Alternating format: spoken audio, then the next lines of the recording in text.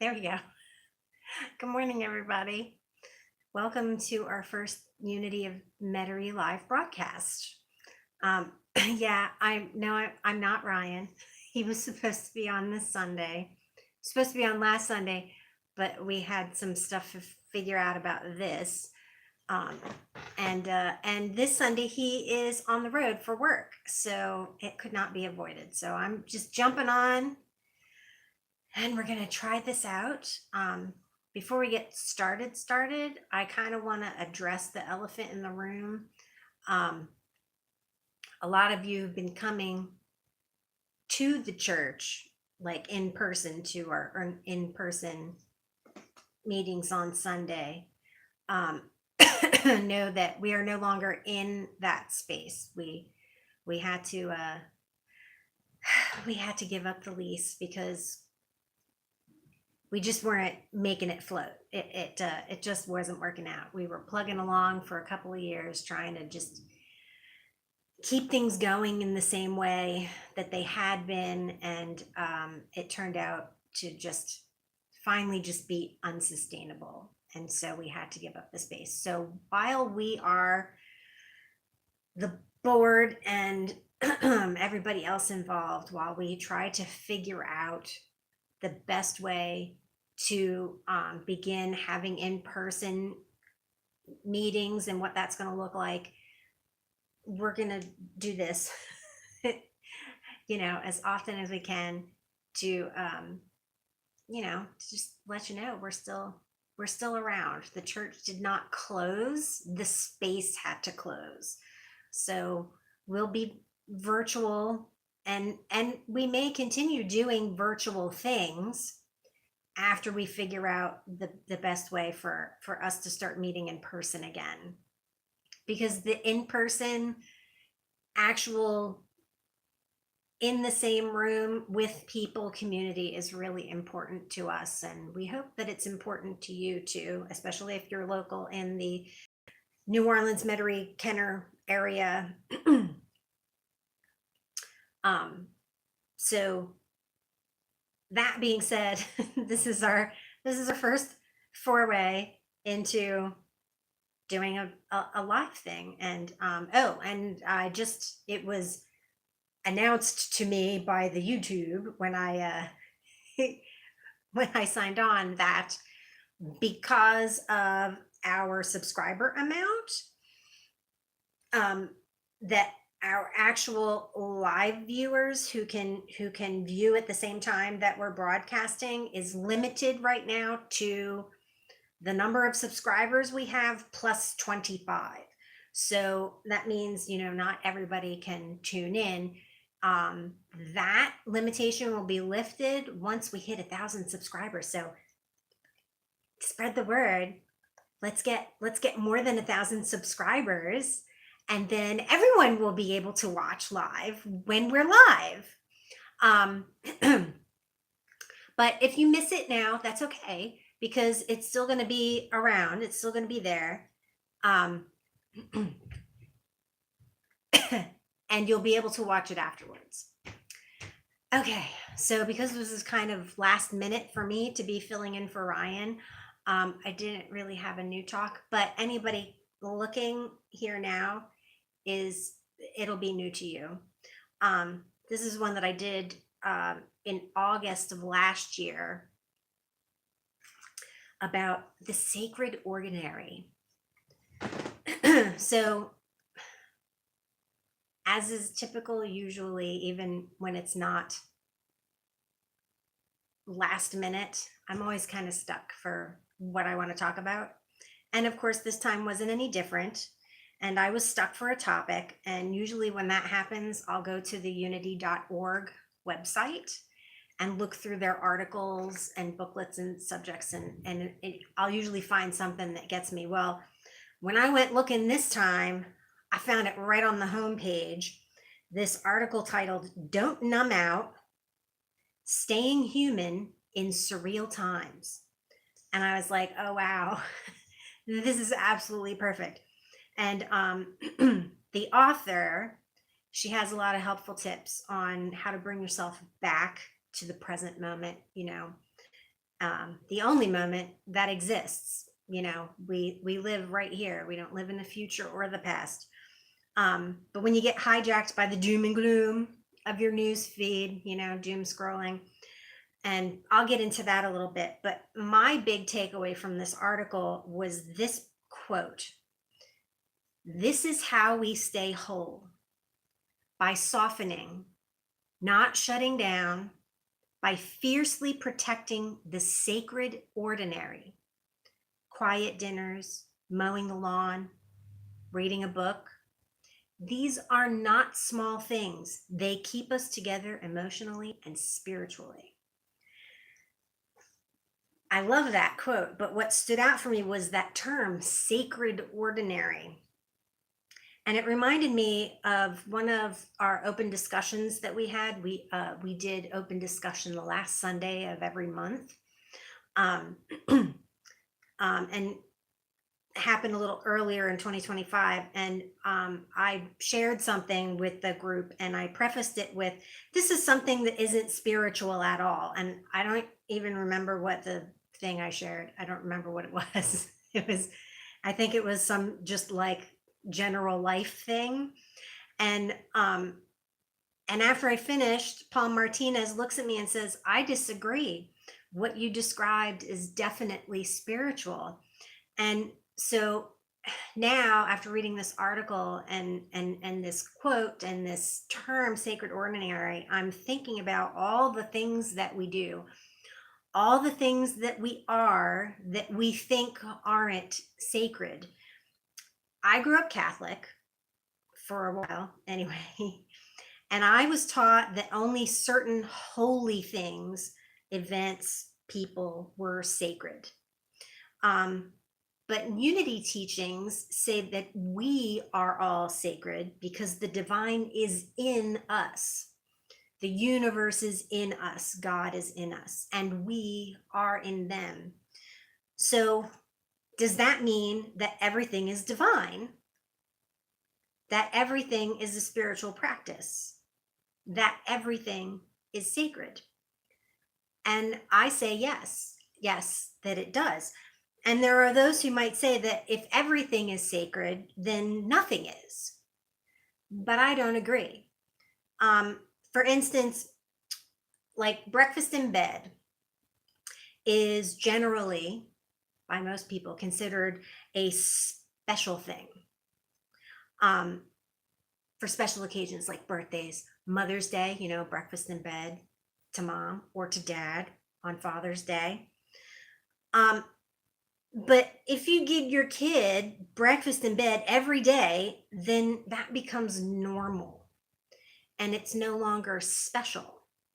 And you have to find something more elaborate for special occasions. But this is not that. That's not what I'm talking about. I'm not talking about taking something special and killing the specialness of it. We're talking about looking at all the regular, normal things that we do to keep our lives moving forward and finding the sacred in those acts, approaching these things as sacred acts. The sacred ordinary.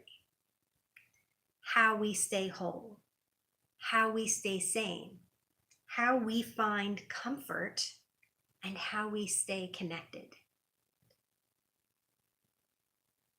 So the next time you're doing any of these things, I say find the sacred in making dinner or breakfast or lunch, or even sitting and eating those meals. Find the sacred in taking out the trash. Find the sacred in going to work and doing the work that you do. The sacred in shopping for groceries, or even just hanging out with your friends, helping your neighbors, all the things. Find the sacred in all of the things. The self-care, the things we do to take care of ourselves. Be intentional when you do all of these things. And dare I say, mindful. There's that mindfulness. Doing these things with love toward yourself and toward others, I think, makes them even more sacred. And I'd say, with the way things are right now, doing anything intentionally and with love is an act of rebellion, an act of resistance. And if I'm right, we need to rebel as much as we can and spread the rebellion of love far and wide. Okay, so I said that I'd get to the author, Angie Olson, by the way. Awesome article. Check it out on unity.org. If I can figure out how to put a link to the article, I will. Her tip for returning to the here and now when the doom scroll gets too overwhelming. She says, this is quoted from the article, when you are overwhelmed, look down at your feet and tap your shoulders and say aloud, I am right here. Nothing bad is happening to me in this moment. I am right here. And it sounds kind of silly, but it's sort of like a teeny tiny mini baby body scan. It's a meditation technique, body scan, to bring you back into the here and now, to bring you back into focusing on your breath and to focusing on the different parts of your body so that you're not focusing on any sort of doom scrolling that you're doing in your mind, and any mild anxiety that you might have when you bring yourself back into your body and your breath and you realize, no, I'm okay. I'm here right now in this moment. I'm not in a future thing that I made up in my imagination. I'm not living in a past thing that I am going over and over again in my imagination. I'm here right now, right here in my body, and I am safe and I am okay. And you don't have to use these exact words. You can say whatever makes sense to you to bring your back into this moment. The tapping, I guess you could probably not just tap your shoulders, you could tap any part of your body. The shoulders is kind of good because it's a little unusual. So it kind of makes you focus on a little bit more. It's not a place you wouldn't normally go like this just like in regular life. So it kind of helps to bring you out of whatever is going on. And that's the thing I love about it is you can just sort of customize it to you, to what makes sense to you. This is a good starting point. And now I have a couple of quotes, I think I still have them, that I would like to leave you with.